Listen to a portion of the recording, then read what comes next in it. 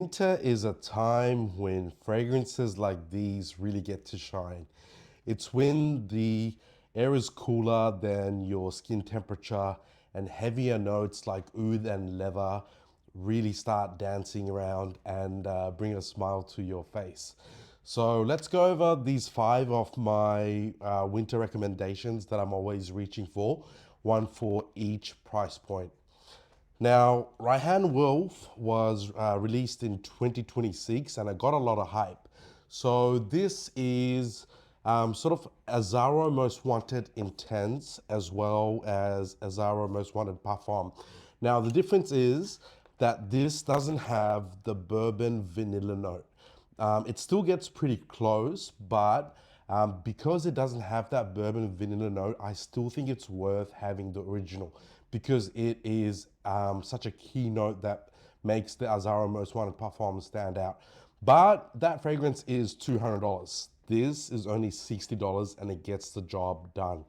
The projection is really good for the first 2 hours. It smells incredible. It's got cardamom, it's got toffee, and it should last at least 7 to 8 hours.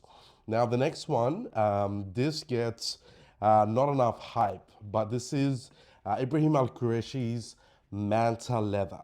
So the bottle is like a Mimo Paris type of bottle. And the fragrance itself, it starts off with a burst of tropical fruits and it's got oud, leather, and vanilla. This is so beautiful. The oud is very, very sweet. It's almost like a aquatic type of scent, but I wouldn't call it a freshie. This is definitely a winter fragrance. It projects very, very loudly. This fills up rooms. And the bottle looks perfect. It's not a fragrance that a lot of people have.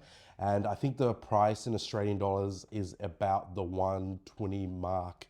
Now, this fragrance won 2024 Best Men's Fragrance of the Year.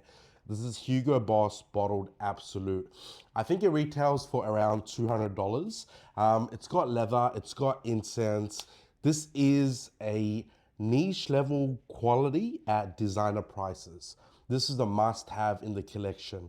Out of all of these fragrances, this is my recommendation for a must have and the community's recommendation for a must have. Hugo Boss did something crazy with this. The only drawback with this fragrance is the atomizer is kind of weak.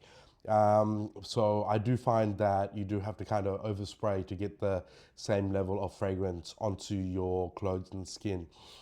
Now, Gissah is my favorite perfume house. This is La Luna.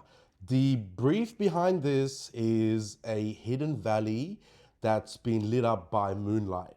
So the atomizer is an absolute fire hose. And out of my perfume collection of 160 perfumes, this is the only one that has a cotton candy note. It's also got incense and I think it has leather. This is gourmand without being too sickly sweet. And it's just so incredible. It's so unique. I really think it's a crowd pleaser. I think it's very, very mass appealing. In terms of the price, it's about 240 Australian dollars, but it's one of Gissah's best fragrances. That Kuwaiti niche perfume house is absolutely killing it. And in terms of longevity and performance, strong projection for 2 to 3 hours, and it should last you at least about 10 hours on skin and clothes. Now, this is one of my most favorite perfumes of all time. Tom Ford Black Orchid Parfum. I think it retails for about $400.